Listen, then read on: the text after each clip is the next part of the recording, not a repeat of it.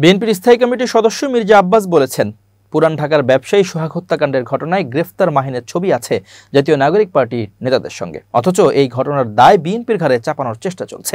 এছাড়া জামাতের সমালোচনা করে তিনি মন্তব্য করেন, আরেকটি দলের লম্বা লম্বা কথা ছাড়া, হাদিয়া নেয়া ছাড়া আর কোনো কাজ নেই। সোমবার 14 জুলাই সারা দেশে আইনশৃঙ্খলা পরিস্থিতির অবনতির প্রতিবাদে রাজধানীতে বিএনপি আয়োজিত বিক্ষোভ মিছিলে এসব কথা বলেন তিনি। এ সময় মির্জা আব্বাস বলেন, সোহাগ হত্যাকাণ্ডের ভিডিও তৈরি করা ভিডিও মনে হচ্ছে।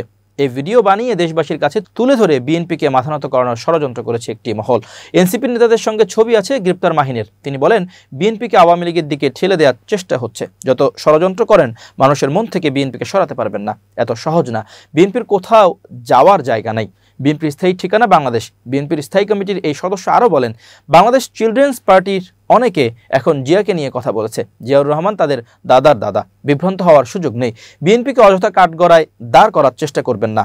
জামাতের সমালোচনা করে তিনি বলেন, এরশাদের আমলে এরশাদের ঘাড়ে, আওয়ামী লীগের আমলে তাদের ঘাড়ে, বিএনপির আমলে বিএনপির ঘাড়ে, এখন বিএনপিকে নিয়ে তাদের মাথা ব্যথা। বিএনপিকে শেষ করতে পারলে তারা একা রাজত্ব করতে পারবে, কিন্তু তাদের এই স্বপ্ন যে অধরা থাকবে তা বুঝতে পারছে না দলটি।